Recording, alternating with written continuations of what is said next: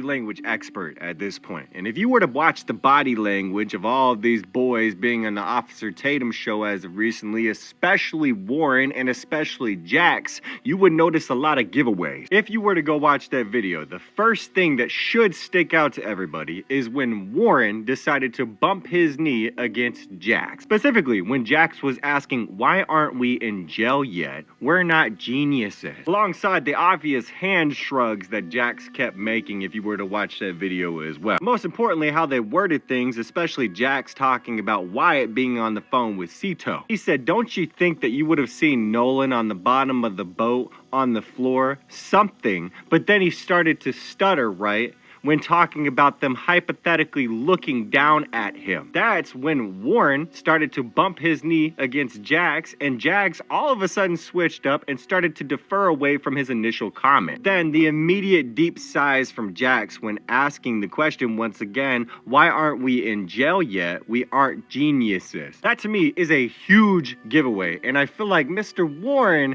is going to break very soon. Something like that would eat anybody alive for the rest of their life. I mean, he's on the phone. Wouldn't you think that you would have seen Nolan on the bottom of on the floor or something? Or scrambling around, or everybody in a small space on the boat looking at him or something. I mean, What an absolute wild thing to say when so many people have seen this video and slowed it down and noticed that there's either like a hand or a foot or something that comes flying up when they tug on the toe right there. Like, I can't believe that they said that. But please, please, please put out this interview. Please give me something to tear apart. Y'all, I swear I see Warren stop breathing when he starts this sentence, and he doesn't move again until he closes it out. Watch. They try to cover it up with an edit. on the phone, wouldn't you think that you would have seen Nolan on the bottom of on the floor or something? Or scrambling around, or everybody in a small space on the boat looking at him or something. I mean, that 2 videos in one day, I must be a mad woman. With only 4 minutes of this video for me to work with, watch what I've noticed. Keep your eyes on this one and Warren, okay? Watch right after the first question. What is your thoughts on that phone call to Cito? Some people have gone out and... Did y'all see it? Did you all see them literally lock eyes? I'll do it again slower for you. Some people have gone out and... Warren wasn't ready for him to break eye contact yet. He wanted to say something with his eyes. Speaking of signals, because this guy really thought that nobody would notice. Now, I'm not sure who this guy is, but notice how he's wearing a hat that says Call Cox. Now, y'all remember that Bobby Cox is the mayor of Ocean Springs, and he's friends with these people. Cox is also the name of the lawyer that they hired first. Watch what I caught twice in 4 minutes. that clip of all of us on the boat. Who it is going to believe what they want to hear. If they want to believe that my friends and I had something. Oh, I'm sorry. Did we crack your super secret code, dude? We'll just do baseball signals, guys. They'll never suspect. Which is honestly just a testament for how stupid these kids are. They have to have an adult sit in the interview with them and touch their hat. In this Nolan Wells situation, Warren, from the first interview he did with Brandon Tatum to the most recent one, that boy Warren looked like he been going on strike against food. Buddy looked like he done lost about 40 pounds from the neck up. From the neck up. Listen to me, bro. We all know they lying. We all know they did something bad, real bad. And they gonna pay for that. The Most High about to make them pay for that, bro. Now y'all, I don't believe in the Most High. Where was the Most High at when this happened? Listen, go ask him. Don't ask me. I'm not about to talk for the Most High. He don't need me to defend him. The Most High got it, right? But just look at the before and after. Buddy looked like he about to wither away. He 2 interviews away from turning sideways and disappearing like Oscar Proud. It's real bad for all of them. And I pray that the Most High brings nothing but pure destruction on everybody who saw what they saw and they trying to cover it up. I pray, I don't want nothing good to happen to them. I pray none but bad things for them. You understand? Yeah, you understand. And I'm serious. The Most High, from my mouth to the Most High's ears, destroy their houses. So when I say destroy their houses, I'm talking about their bloodline. All of them. All of them. From the little ones to the old ones and everybody in between. Destroy them. And you know the Most High is about his business. Yeah. Just look at Warren. Look at him. Buddy lost, like I said, about 40 pounds from the neck up.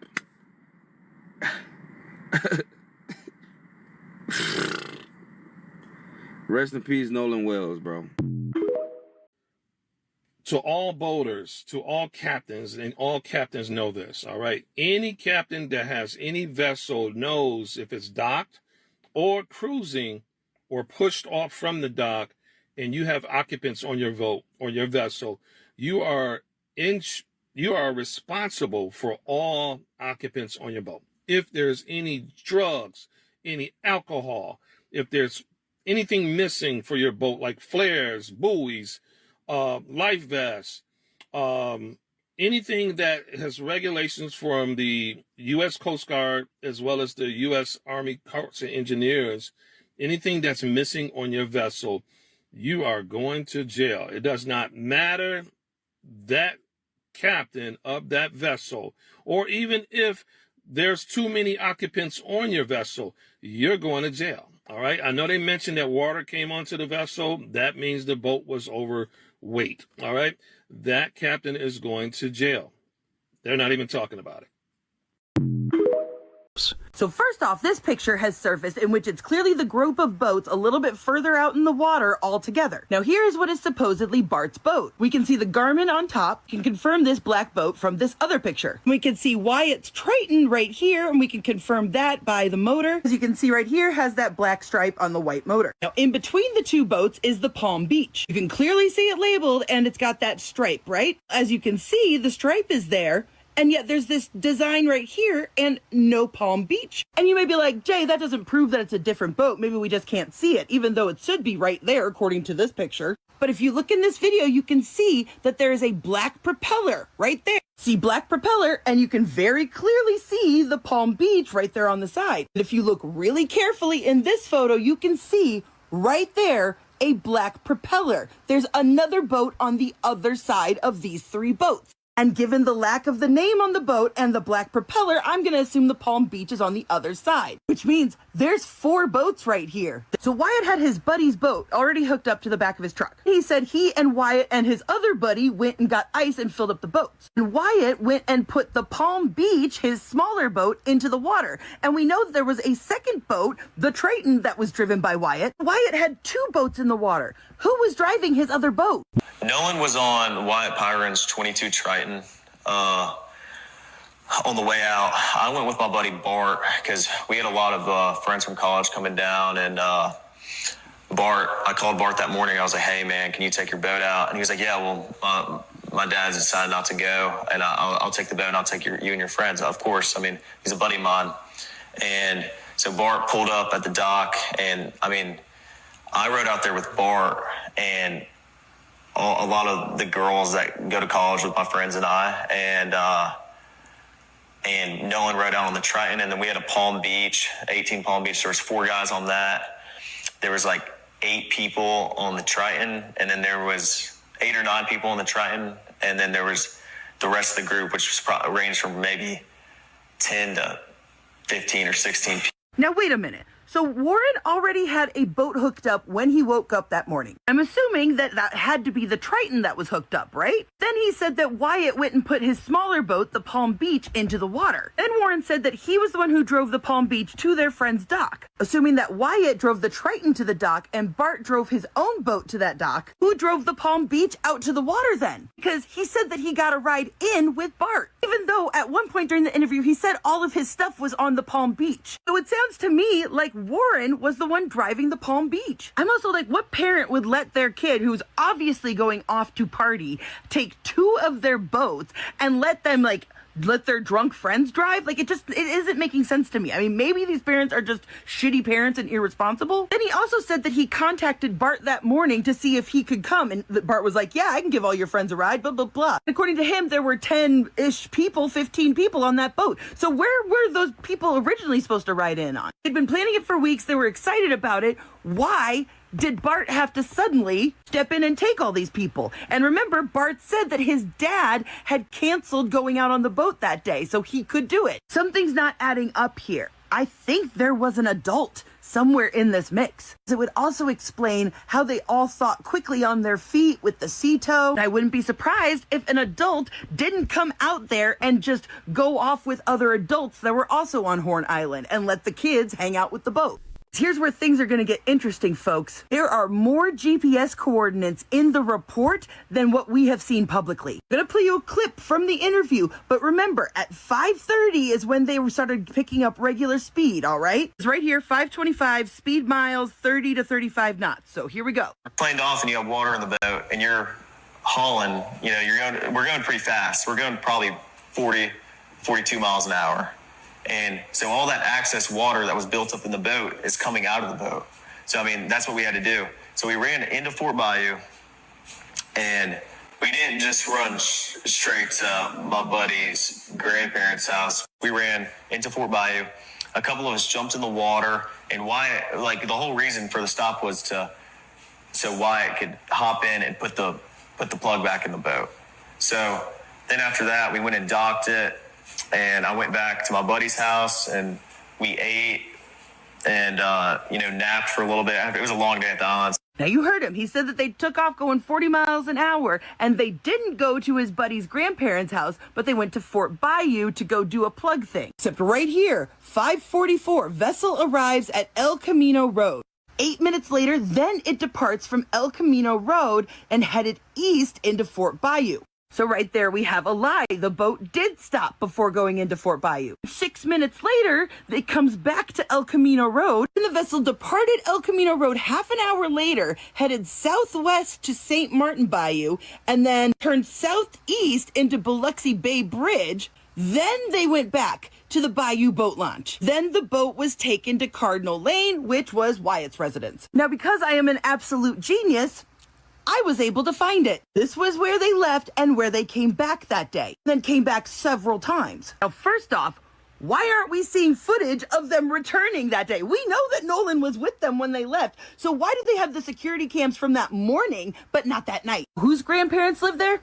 Jax Patalo, whose family owns a pharmacy. It goes back deeper than that because George Patalo Sr., which is Jax's great-grandfather who is deceased, as it turns out, his great-grandfather was appointed and served on the staff of Mississippi Governor Cliff Finch. As you can see, I've confirmed Jax's relation to him. And as it turns out, Cliff Finch, well, he was in the Mississippi House of Representatives from 1960 to 1964 and supported racial segregation and backed the racist governor, to preserve segregation in the state. The federal grand jury conducted a 3-year-long investigation into his administration and several state agencies, and they were all accused of corruption and mismanagement. Finch was never found guilty himself, but some of his aides and appointees were indicted. And those sort of political connections seem to trickle down through the generations, so now we know why the governor got involved. And I started looking into the lawyer that's handling the defamation case from the Bart family. So from 2015 to 2018, he was state director of Americans for Prosperity. Then in 2018 to 2020, he was vice president of Stand Together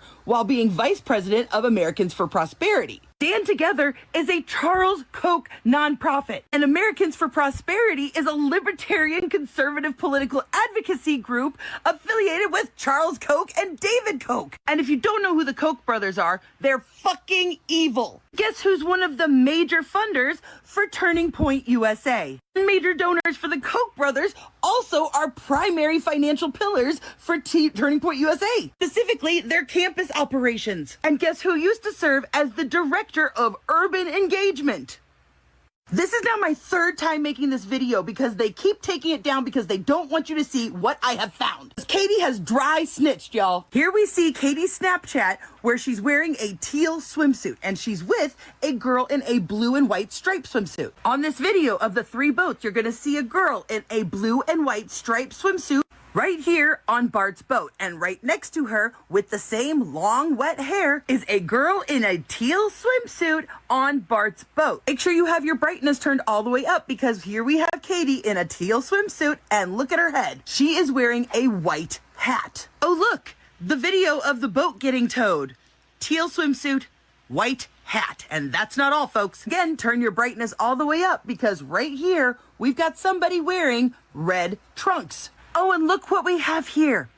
Red trunks. And here's those same red trunks on the shore right after the fight with Tristan. Katie is claiming that she allegedly caught a ride home with somebody named Marty McGrath. It just so happens that a Marty McGrath is the co-owner of the Biloxi Bay RV Resort and Marina in St. Martin.